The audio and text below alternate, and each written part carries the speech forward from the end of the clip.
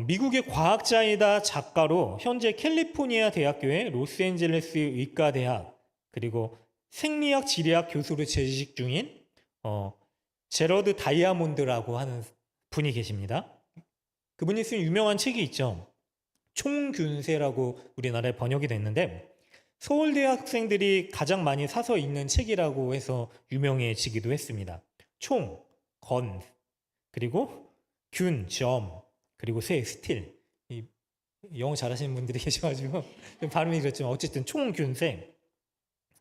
자, 이 총균세에 쓰여진 이야기가 그거예요.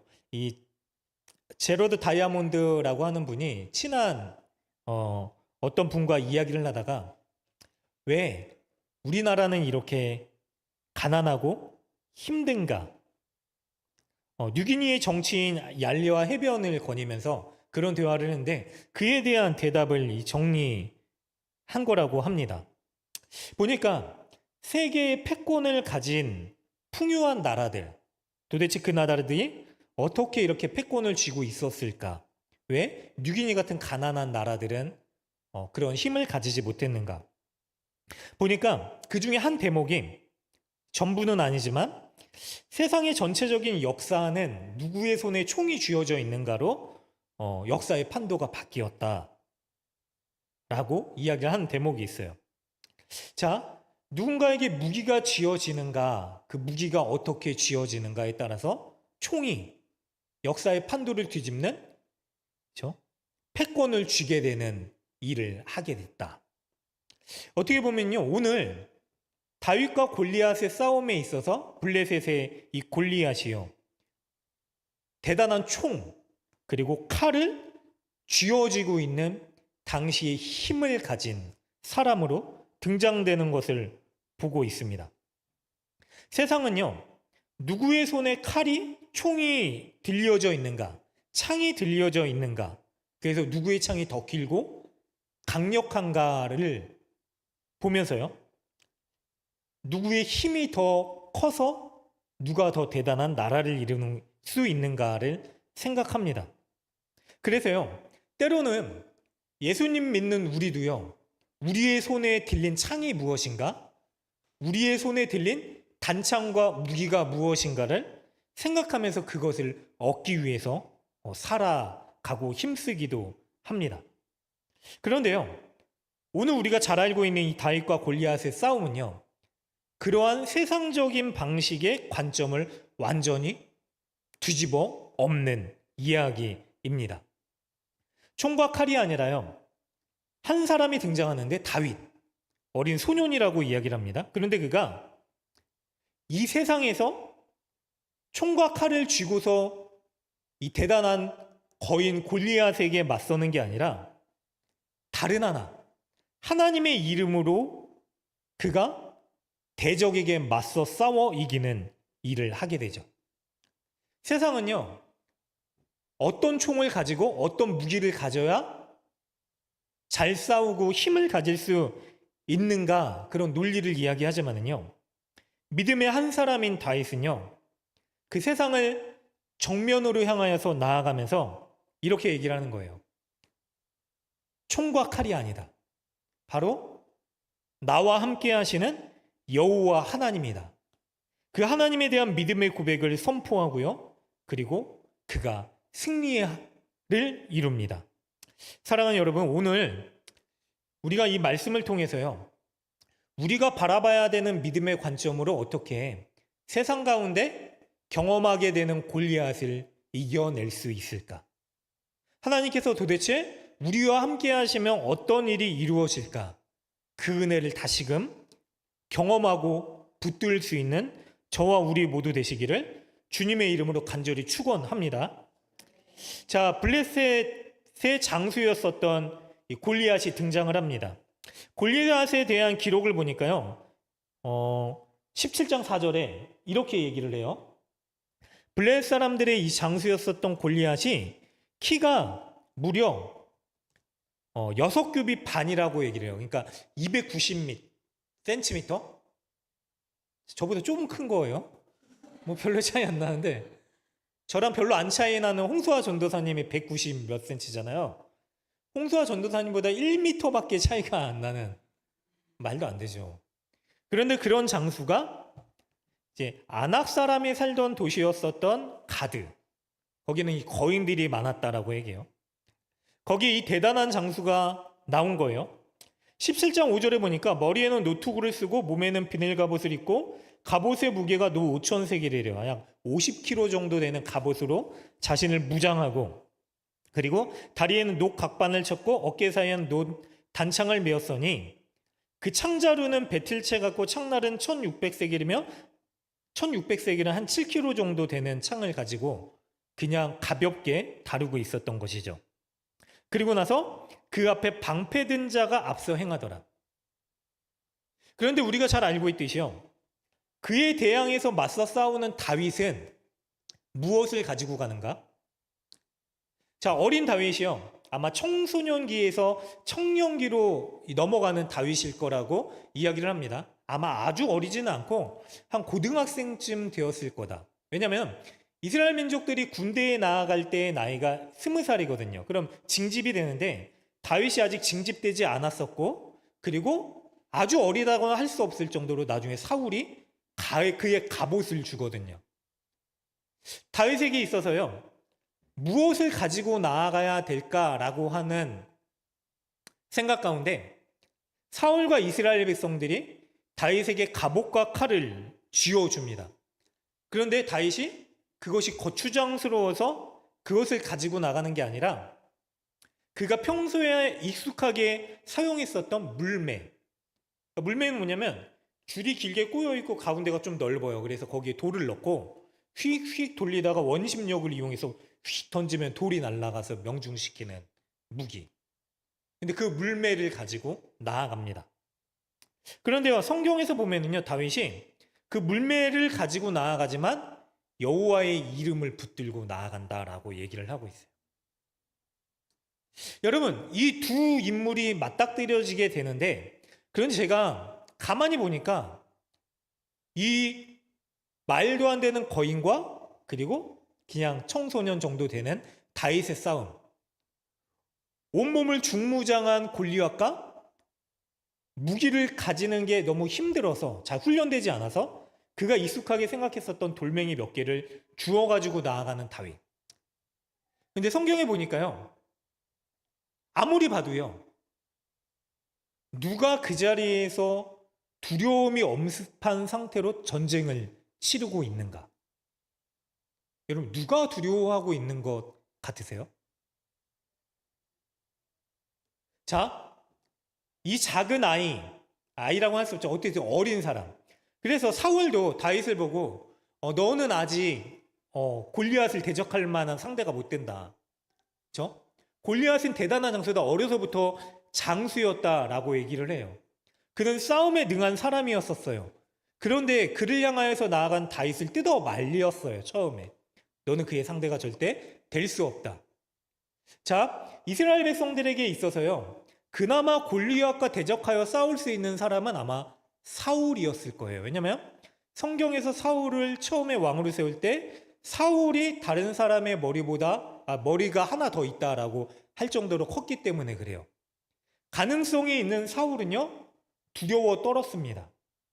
골리앗이 이스라엘 백성들과 대적하여 나와서요, 여기 보니까 싸움을 복돋는 자로 이야기를 하는데 이스라엘 백성들에게 도전하는 거예요. 소리를 고래고래 지르면서 나와라, 나와 한판 붙자, 이 겁쟁이들아, 너희의 신은 그거밖에 안 되느냐?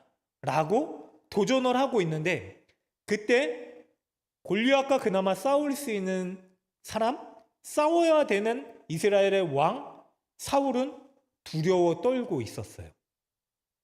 이스라엘 민족 중에도 장수들이 있었을 것입니다. 용사가 있었을 거예요. 그런데 그런 그들은요, 나아가 싸우지 못하고 이 어마어마한 용사 골리앗의 모습을 보고 두려워 떨었습니다. 모든 사람들은요, 대적 블레셋의 골리앗을 보고서 두려워 떨고 숨기 바빴어요. 그래서 그들이 하는 말이, 누가 나가서 골리앗과 싸울 거냐? 만약 골리앗과 싸워서 승리하면은 하나님께서, 아니 사울 왕이 그에게 딸을 줄 뿐만 아니라 이 나라의 대부분의 많은 쌍을 줄 것이다라고 얘기를 해요. 내가 나가서 싸우겠습니다가 아니라 두려움이 엄습해서 그럼 도대체 누가 이 문제를 해결해 줄 것인가? 그런데요, 그런 이스라엘 백성들을 보더라도 두려워 떨었는데, 그런데 다윗과 골리앗이 맞닥뜨려져서 싸우게 될 때의 모습을 보더라도 저는 분명히 두려워 떨고 있는 사람의 모습이 보여졌어요. 그게 누구인가? 자, 담대하게 하나님의 이름을 붙들고 나아간 다윗이 아니라요, 작고 볼품없고 연약한 싸움에 능하지 못했었던 다윗이 아니라요, 그런 약한 작은 다윗을 향하여 나아가고 있는 골리앗의 모습을 보니까 그가 오히려 두려워 떨고 있는 것 같아요. 여러분, 크잖아요.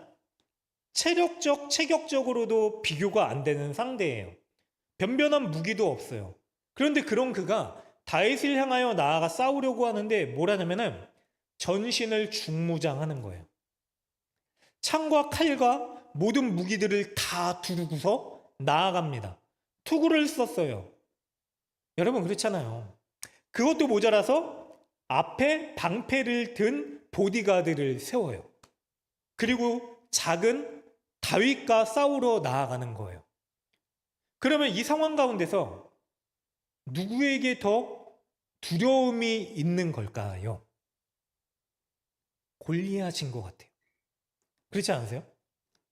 골리앗이 두렵지 않았다라면은 야, 고장 네가? 라고 하면서 나아가서 그냥 칼 하나 들고 가든지 아니면 몽댕이 하나 들고 가서 싸울 수 있었을 거예요. 고장 네가? 그런데 그런 골리앗은 오히려 두려워하는 모습으로 온몸에 전신을 무장하고 또 무기 든 자를 데리고 나아가서 대동해서 싸우러 나아가는 반면에 정작 두려워해야 될 다윗은 어떻게 나아가는가? 우리가 잘 알고 있듯이 45절을 같이 읽어볼까요? 좀 뒷부분에 있는데, 자, 45절 같이 읽겠습니다. 하나, 둘, 셋. 다윗이 블레셋 사람에게 이르되 너는 칼과 창과 단창으로 내게 나아오거니와 나는 만군의 여호와의 이름 곧 내가 모욕하는 이스라엘 군대의 하나님의 이름으로 내게 나아가노라. 아멘.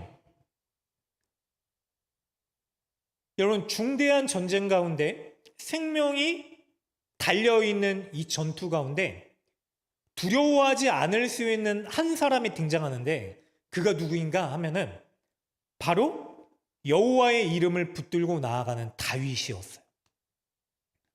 정작 온몸에 무기를 두른 이 블레셋 장수 거인은요, 그런 다윗을 향하여 두려운 모습으로 나아가는 이 형국을 성경이 이야기를 하고 있습니다.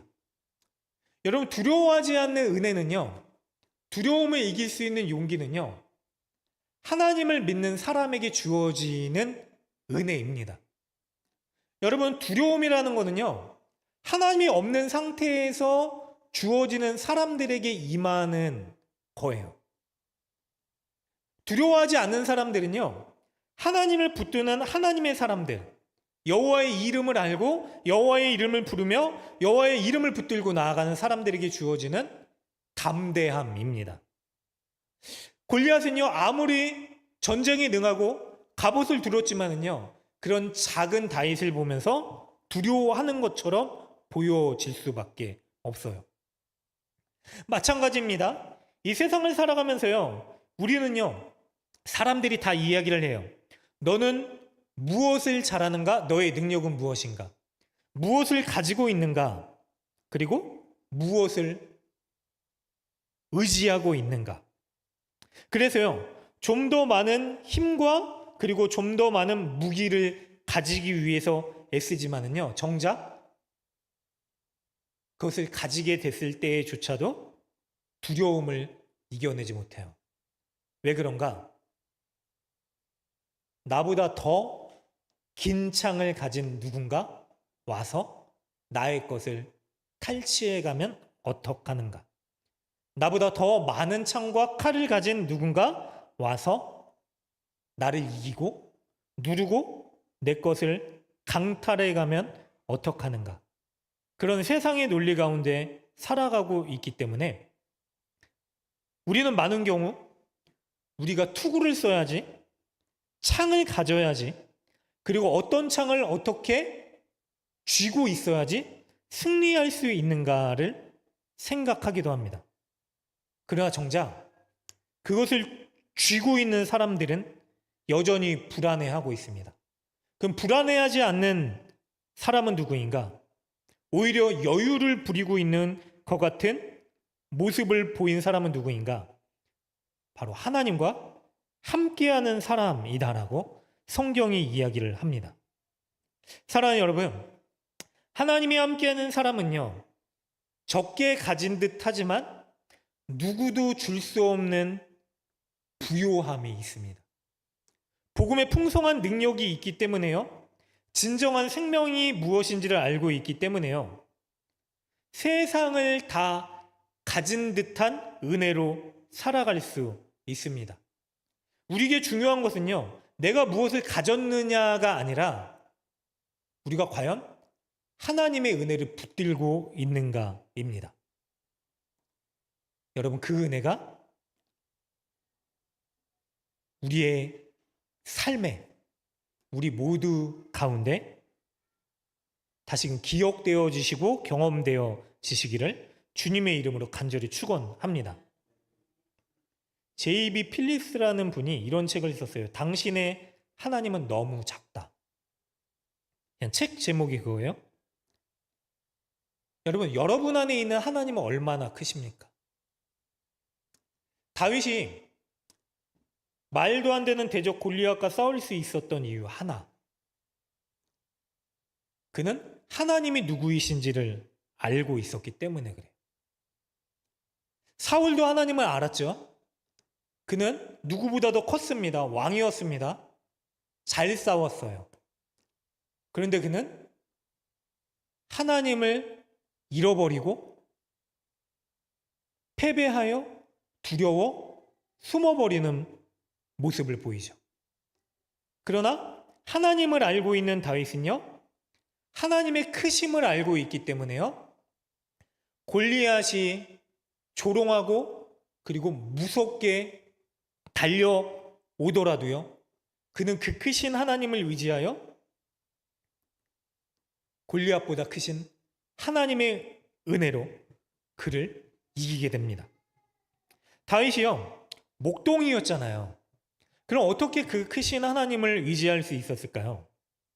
시편 8편에 보면은요, 여기 제가 올려놨는데, 이게 다윗의 고백이에요. 들판에서 크신 하나님을 경험했었던 다윗의 노래. 8편 1편에 보니까요, 여호와 우리 주여, 주의 이름이 온 땅이 어찌 그리 아름다운지요, 주의 영광이 하늘을 덮었습니다. 2절을 보니까 주의 대적으로 말미암아 어린아이들과 젖먹이들의 입으로 권능을 세우시며, 주님, 저는 작지만 주님의 권능으로 어린아이와 젖먹이들을 세우시는 걸 압니다. 그래서 원수들과 보복자들을 잠잠하게 하십니다. 주의 손가락으로 만드신 주의 하늘과 주께서 베풀어 두신 달과 별을 제가 봅니다. 양을 치면서요, 사자와 곰이 나타나 그 양을 해하려고 할 때 날마다 하늘을 향하여 시선을 고정시킨 다윗은요, 하늘의 하나님이 이렇게 크시구나, 그 은혜를 경험하고 묵상하고 고백하고, 그러면서 하나님의 돌보심 가운데 곰과 사자를 이기고 그의 양떼를 돌볼 수 있는 은혜를 경험하죠. 여러분, 과거에 경험했을 때 이 하나님의 은혜, 하나님의 크심을 알고 있었던 다윗이요, 지금도 하나님은 여전히 크시다. 지금 말도 안 되는 블레셋 대군이 진을 치고 있고, 그리고 골리앗이라고 하는 있을 수 없는 거인이 이 앞에 서 있지만, 그러나 지금도 하나님은 크시다. 여러분, 과거에 하나님이 문제 해결에 대한 은혜를 주셨다라고 하면은 지금도 일하시는 하나님이 능히 그 문제를 해결해 주실 수 있는 분임을 알 수 있잖아요. 이게 하나님의 이름을 붙들고 살아가고 있는 사람들의 삶이잖아요. 이 전투가요, 블레셋 전투가요, 블레셋과의 전쟁이요, 첫 번째 전투가 아니에요, 사실. 사무엘상 14장부터 계속 이어진 전쟁이에요. 자, 15장에서 어떤 일이 있었냐면 사울의 아들 요나단이 하나님의 이름을 붙들고 나아가서 블레셋을 쳐요. 하나님께서 블레셋을 완전히 혼란 가운데 뒤집어 엎으셔서 그들이 도망가게 합니다. 블레셋이 깜짝 놀라죠. 아니 도대체 무기도 변변한 게 없는 이스라엘 백성들이 어떻게 승리할 수 있었는가. 그래서 본진을 데리고 온 거예요. 진짜 강한 군대를 끌고 온 거죠. 이스라엘 백성들 가운데 위기가 찾아옵니다. 그런데 왕이었던 사울은요, 하나님의 크심을 기억하지 않고요, 이제 문제가 이렇게 크니 이제는 진짜 대군이 쳐들어왔으니 이제는 진짜 말도 안 되는 거인 골리앗이 우리 앞에 섰으니 우리는 패배할 거다라고 하는 두려움에 엄습해서 숨어버려요. 그러나 진짜 하나님의 크심을 알고 있는 다윗은요, 내가 목자로 있을 때에나 밤하늘에 무수히 많은 별들을 창조하신 그 하나님을 경험했었던 과거의 기억이나 현실 가운데 대적인 블레셋이 우리 가운데 진을 치고 거인 골리앗이 우리를 죽이려고 위협하는 순간에나 하나님은 여전히 크신 하나님이시다라고 하는 그 은혜를 알고 있었기 때문에요. 하나님이 누구이신지를 잊지 않았기 때문에요. 다윗은 그 하나님의 이름을 붙들고 나아갈 수 있었던 거예요. 하나님의 이름을 모욕하는 이 블레셋 거인, 네가 우리 만군의 주 여호와 하나님을 모독하느냐? 여호와의 하나님 이름 때문에요. 그분에 대한 열심 때문에 나아가 싸울 수 있었던 것입니다. 그래서요, 하나님의 크기를 아는 사람들은요, 문제가 커져도 낙심하지 않을 수 있고요, 문제가 너무 커 보이면 오히려 눈을 들어 주를 보라. 우리 주님께서 이 큰 문제보다 더 크신 하나님께서 나와 함께 하신다. 이 은혜를 붙들고 나아갈 수 있는 것이죠. 골리앗이 아마 당황했을 거예요. 당황해요, 실제로. 고작 너냐? 자, 칼을 들고 치려고 하니까 너무 작을 수 있어요. 우리는 큰 문제가 오면은요, 야, 저 큰 거에 우리가 눌리겠다. 그냥 완전히 짓눌리겠다. 깔리겠다라고 생각을 하지만 정작 골리앗은 작은 다윗을 어떻게 하지 못하는데 다윗이 물매와 돌멩이 매끈한 돌 5개를 짊어지고 있었을 거예요. 아마 이런 장면이 연출됐을 것 같아요. 휙휙휙 돌렸는데 골리앗을 못 맞췄어요. 4개나 맞잖아요. 골리앗이 칼을 들고 쫓아오는 거예요. 이어서 휙 하는데 다윗이 겨우 피했어요. 자, 또 던졌는데 못 맞췄어요. 몇 번째 돌멩이에 맞췄을까요? 저는 5번째일 것 같아요.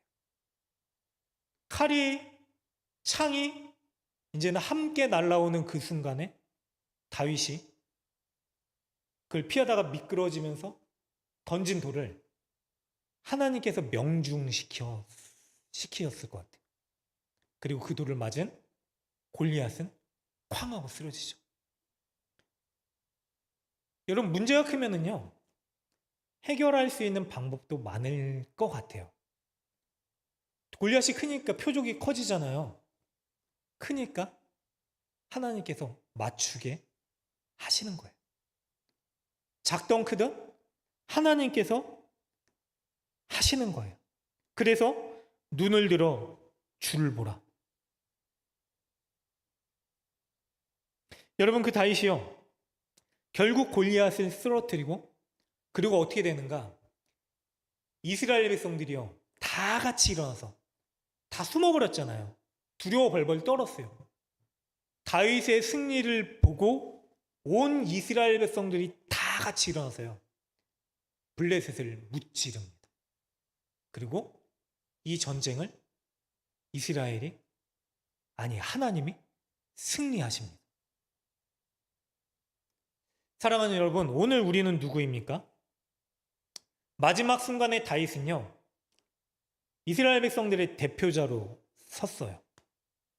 재밌게도요, 제가 여기 PPT는 안 띄웠지만 골리앗이 4절에 보면 17장 4절에 블레셋 사람들의 진영에서 싸움을 도두는 자가 나왔다라고 해요. 그가 골리앗이었어요. 근데 이 골리앗이 싸움을 도두는 자가 영어 번역본으로 뭐냐면 챔피언이에요. 나와라. 내가 대표 선수다. 챔피언이다. 너네 챔피언이 누구냐? 나와라. 아무도 없어요. 그런데 하나님의 이름을 아는 한 사람이 나오죠. 바로 다윗. 여러분, 이게 그런 것 같아요. 결국 다윗의 승리를 통하여서요, 모든 이스라엘 백성들이 그 순간 들고 일어나요. 우리가 승리했다. 고작 골리앗 장수 한 명이 죽은 거잖아요. 여전히 블레셋 대군은 남아있어요. 철병거, 수많은 무기, 말도 안 되는 전력을 갖춘 블레셋 군대는 남아있어요. 그런데 대표 챔피언이었었던 골리앗이 쓰러지자, 이스라엘을 대표했었던 다윗이 승리하자 이스라엘 백성들이 다 같이 일어나요. 근데 이게 우리가 다윗을 통하여서 바라보게 되는 한 분, 예수님의 승리를 떠올리게 합니다. 여러분, 히브리서 12장 1절과 2절에 보면은요, 같이 읽도록 하겠습니다. 하나, 둘, 셋. 그러므로 같이 둘러싼 허다한 증인들이 있으니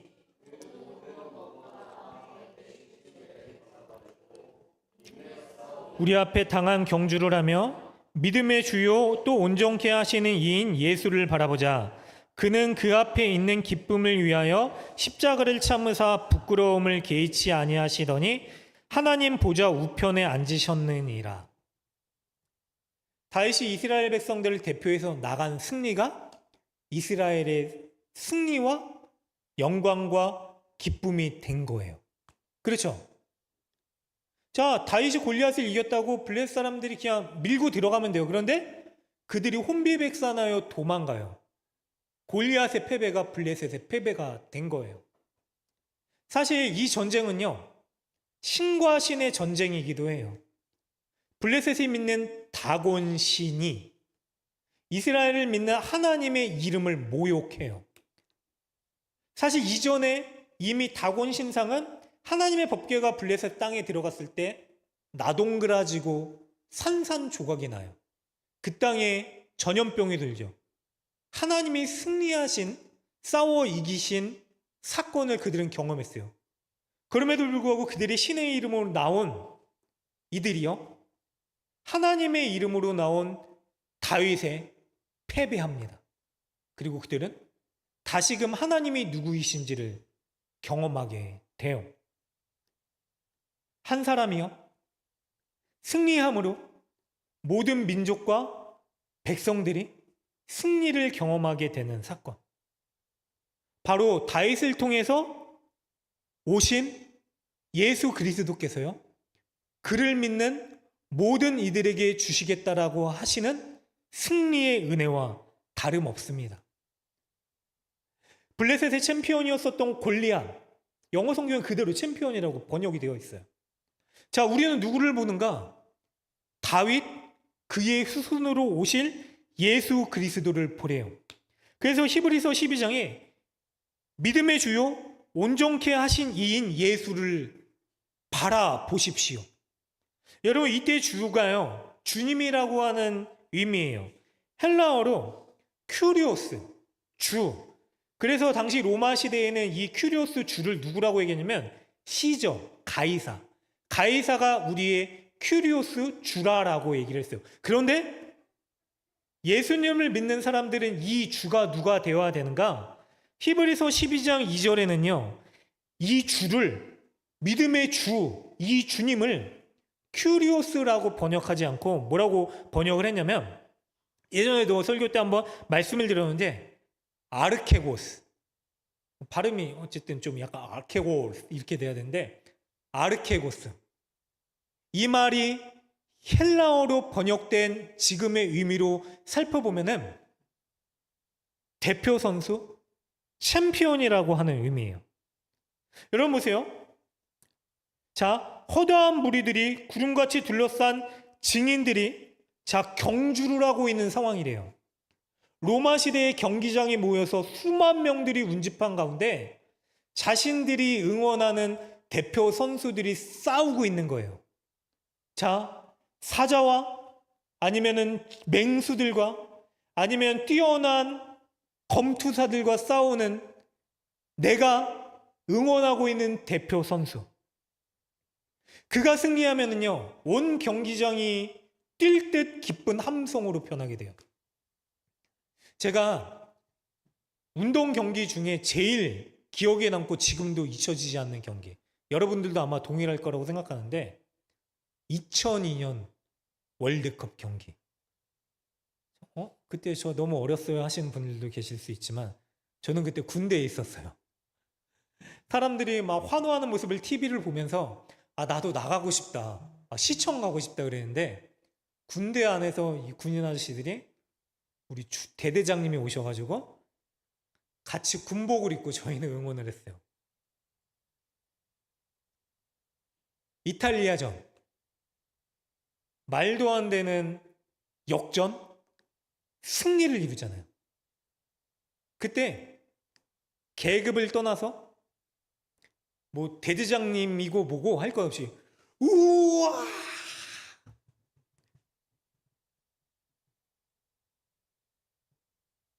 여러분, 제일 부러웠던 게 또 뭐냐면은 그 승리가 있고 나서 모든 치킨집 사장님들이 이거 제가 쏩니다. 오늘 무료입니다. 뭐 어디 무슨 뭐 바깥에서 뭐 음식점이건 순댓국밥집이 사장님이건 그 승리가 너무 기뻐서 사람들한테 베푸는 거예요. 그럼 도대체 그 가게 사장님하고 월드컵 대표 선수하고 뭐 친척입니까? 아니면 아들입니까? 아니면 같은 동네에 삽니까? 아니면 국가대표 선수가 훈련하고 있을 때 뭐 사인 한 장 받아봤습니까? 그런데 우리 대표 선수의 승리가 나의 기쁨이요, 영광이요, 승리가 되는 거예요. 전혀 본 적도 없는 TV에서 봤었던 그 선수들의 금메달이, 올림픽에 나간 김연아 선수의 금메달이 마치 내 딸처럼, 마치 내가 금메달 딴 것처럼 기쁘지 않으셨어요? 그래서 어떤 여성분들은 연하 선수를 따라하면서 이렇게 하기도 하고 뭐 이렇게 스케이트 붐이 일었었잖아요. 도대체 그 사람들의 승리와 나의 승리가 무슨 상관이 있었게? 여러분, 우리가 믿고 있는 예수님은 어떠십니까? 마치 골리앗 앞에 분명한 패배와 죽음으로 끝날 것 같은 상황. 로마라고 하는 제국 앞에요, 무기력하고 연약하게 십자가를 지시고 죽으신 그 예수님. 그걸로 끝난 줄 알았는데, 그런데 그분이요, 사망의 권세를 이기시고 부활하신 진정한 승리, 사탄의 머리를 누르시고 생명의 능력으로 일어나신 사건을 통해서요, 바로 예수의 이름을 믿고 십자가의 은혜를 바라는 모든 이들에게 내가 너희를 구원해 주겠다라고 하는 은혜뿐만이 아니라 나와 동일한 하나님의 자녀가 되는 권세를 주겠다. 그래서 예수의 이름을 믿는 모든 자들이 진정으로 승리한 기쁨과 영광을 가지고 살아갈 수 있도록 주신 은혜. 우리가 그것을 믿을 수 있는 거예요. 믿음의 주요 온전케 하신 이인 예수를 바라보고 다시어 블레셋과 대적을 보고 마음이 녹아 물 흐르듯이 무너진 게 아니라요. 대적을 보지만 그보다 크신 하나님을 보고요. 담대히 여호와 이름으로 나아가 승리할 수 있었던 그 하나님의 일하심이요. 오늘도 우리 가운데 주어진 것이죠. 사랑하는 여러분, 그래서요 로마서 5장에 보면은요, 그러므로 한 사람으로 말미암아 죄가 세상에 들어오고 죄로 말미암아 사망이 들어왔지만 17절에 한 사람의 범죄로 말미암아 사망이 간 사람을 통하여 왕노릇하였을 더욱 은혜와 의의 선물을 넘치게 받은 자들은 한 분 예수 그리스도를 통하여 생명 안에서 왕노릇하리로다. 아멘. 그뿐만 아니라요, 고린도서 15장에 우리 주 예수 그리스도로 말미암아 우리에게 승리를 주시는 하나님께 감사하노니. 아멘. 예수의 이름 때문에요. 예수님 때문에요. 예수님의 승리가 우리의 승리가 되고, 그래서 세상 가운데 살아가는 크리스천들이요, 위축되지 않고 사람들은 초라하다, 약하다, 조롱 섞인 어투로 교회와 그리스도인들을 핍박할 때도 있지만, 그러나 우리는 담대하게 예수의 이름을 붙들고 이미 승리하신 예수님의 승리를 힘입어 살아갈 수 있는 하나님의 자녀 됨 권세를 가진 자들임을 믿고 나아갈 수 있으시기를 주님의 이름으로 간절히 축원합니다. 그래서 하나님의 이름에 대한 열심을 가질 수 있는 거예요. 누가 그 크신 하나님의 이름을 함부로 하는가? 누가 예수님의 승리를 보잘것없고 초라하다라고 하는가? 누가 사망을 이기신 예수님의 생명을 가치 없다라고 하는가? 오늘 내가 그 한 사람이 되셔서 예수의 이름을 붙들고 나아가 예수님 모르는 이들에게 그 크신 예수님의 은혜를 전할 수 있는 저와 우리 모두 되시기를 주님의 이름으로 간절히 축원합니다.